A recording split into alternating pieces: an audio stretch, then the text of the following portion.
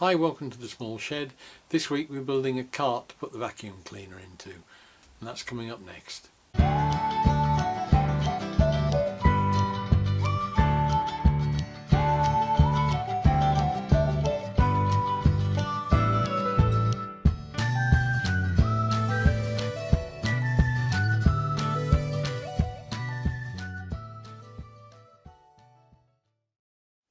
Now, having built the vacuum itself by converting the record power unit and the baffle underneath it to separate the dust out, we've got to find somewhere for that dust to go, and what it needs is a bin underneath. It ideally would have sort of some means of telling you how full it was, so I'm hoping to put a clear perspex panel or a front on it which is clear perspex, so that you can see how much is in there, and it needs to be able to get out reasonably easily to empty it. So all of those things are all got to be designed into it, and we'll have a look now and see how I got on with it.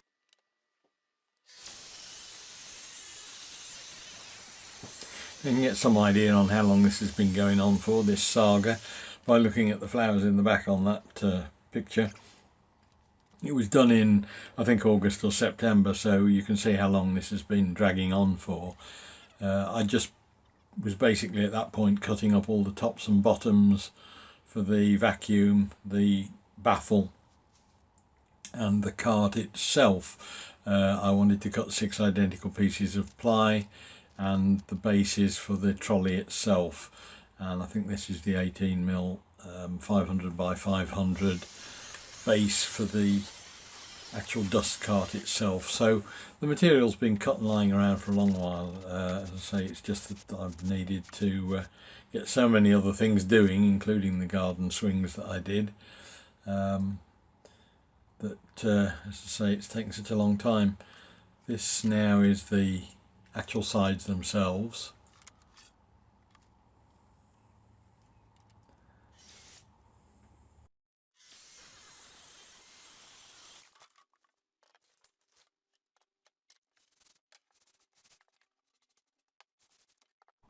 I think at the same time as I was doing this, I was cutting out the base for the under bench storage for the chop saw, the bandsaw and drill press.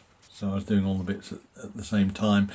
The assembly of the cart itself is pretty much as I did on the under bench storage under the TWX7.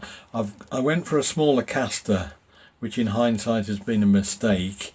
These were 40mm casters. I was trying to get as much height as I could in the bench storage for the dust part, the actual collection box. But it's turned out that those 40mm casters are pretty rubbish, so I'll probably substitute the 70mm ones that I've used elsewhere. But then it was just a hole at each corner. The aluminium sections were put on, and then I just put some temporary rails of timber onto that to allow the fittings of the dust vacuum and the Thean baffle, and that would then give me the amount of room I had left for the collection part of the whole system. And they were just a couple of slats of softwood that were left over that I was just using as a temporary support. Then on top of that the baffle sat, the vacuum sits on top of that, and then that left me the gap, and that was rolled into the corner just to test the fact that it would fit, and it's a fairly tight squeeze but it does fit, and that was ready to do the cart base itself. That's the parts for the bin already mocked up now. I've cut them all to size. What you have, because it has to slide out between the uprights of the metal cart it's on, I can't have any clips on the side. It's 500 front to back, so I didn't want them on the front protruding out beyond the front too far. So assuming this is the cyclone base, I'm going to put a clip on there, just cut them back slightly to about there, and then these catches, the over centre catches, will hook on and they'll be recessed in there, so they'll be out of the way. And then when you need to change the bin, you'll just undo those, drop that down. The bin will drop down the odd, it's about 10mm that it needs to, and then it can be pulled out. I'm going to put a small glass or perspex panel on the front so I can see how full it is, and possibly some sort of, I might do a recess either side there just so you can get hold of it and get your fingers in. Just do a half round cut on the back with a router. Perhaps that would be a good idea, but essentially all the parts are there. It's just some spare MDF I've got lying around. The viewing panel in the front of the collection box was done by just taking a large Forstner bit and drilling 4 holes in the corners. The one thing I did discover is that drilling MDF with a Forstner bit is not that easy, because it tends to just clog the blades up on the bit itself. But I went in halfway deep from each side and it seems to have done a reasonable job. I could probably have done it with a jigsaw and one small hole actually, but it's one of those things that you don't really discover until you've had a go. But they were, as I say, drilled out both sides with the Forstner bit in the 4 corners. That was connected up with a jigsaw just to make the opening for the front panel.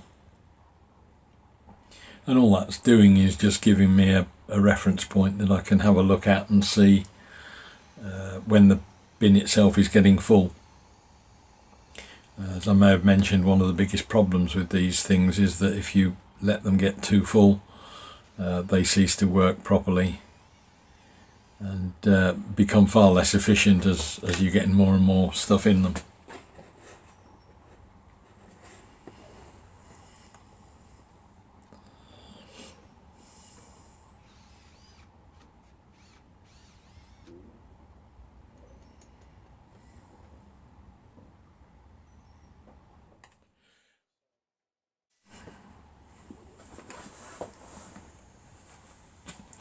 Then the jigsaw, as I say, was dug out and the holes connected up just to give me the opening.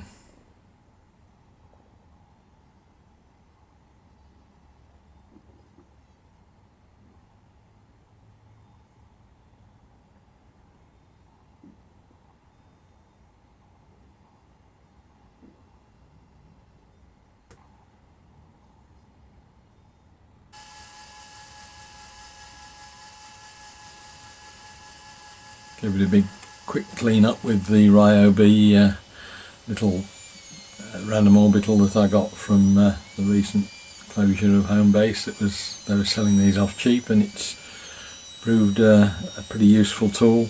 It's something that's now taken place in pride of place in the bag that I use whenever I go out anywhere and do anything, because it's so versatile. I cleaned up the inside corners with the spindle sander and then put a rebate in with the little Katsu router around the edges, and this is where all of the fancy shiny toys start to come into their own, that you can start to use them for things like this, that in the past I would have just either screwed the perspex on the back of the bin or not bothered, I don't know, but it certainly makes an easy job of it. And then it was a matter of screwing together and gluing the front and rear panels, attaching them to the base, and then putting the side panels on as well. That was just fairly straightforward case of marking out, pre-drilling, gluing and screwing up. I will go around afterwards when it's all finished and seal all the inside edges with a mastic gun with some cork, just to make sure it's 100% airtight. because as much air as I can stop escaping, it just makes the whole thing more efficient. I'd got an offcut of perspex that I'd used for something previously in the shed that I just cut down. I'm using a thing called a scrawker. It's just a sharp blade that very easily scratches the perspex quite deep, and you can then just snap the corners and the sides off it. It's fairly straightforward. This was only, I think, 1.5 mil or 2 mil. It's fairly thin, but then once it was fitted to size, I could just round it off on the sander and glue it in with a little bit of silicone, just again to seal the joint. Sides were then all screwed together. It's fairly straightforward woodworking. There's hardly any great skill in any of this. It's more a matter of making sure you get the holes in the right place and drilling them. Then the catches were next. These are the over centre catches that I'm using.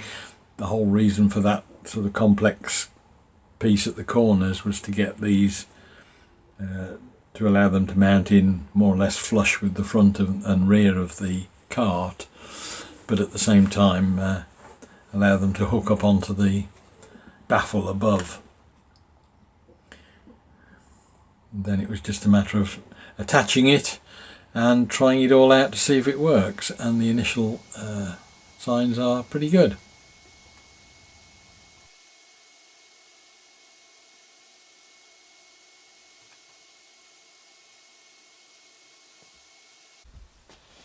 And now the moment of truth.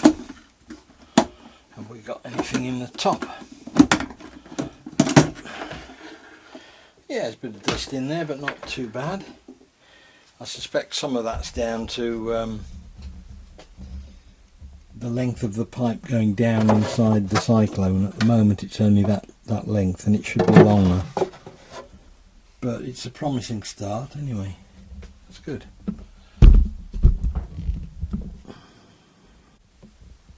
And inside there's a bit of a build-up just in that one place, so whether or not the actual hole needs taking round slightly further, I don't know. We'll see how that works out.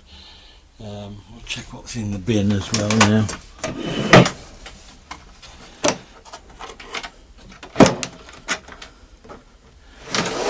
Oh, there's a fair amount in there anyway, gone in. So yeah, I think it's certainly well on the way. Well, I hope that was of interest. That puts the whole thing together. We now got, in theory, a vacuum system which is relatively efficient and will pull out air from pretty much anywhere in the workshop. How that will work out in practice, I'll let you know. It'll probably be a few weeks' time now, because I want to get this thing bedded in, test it, find out where the problems are in day-to-day use, and then I'll come back when it's been running a few months and let you know how I've got on. One of the intentions is to do some readings which will tie in with an air cleaner filter that I'm putting in as well. There's not much room in the small shed, but I want to put a small air cleaner in, and then the whole thing will hopefully give me an atmosphere which is clean, a good means of getting all the dust extracted, and an efficient way of keeping it all tidy in one place. As I said, time will tell. I shall do a whole series when it's all finished of cutting timber without any extract, without any air filtering, with extract and air filtering, with just air filtering, all that sort of thing. But obviously that's going to take a while to do, and I really need to sort of live with it for a bit and find out that it works, tune it, finish off all the bits if it does work, like the other blast gates, and then I'll come back to you in the future. So I hope you enjoyed that. I'll look forward to seeing you next week. Take care. Bye.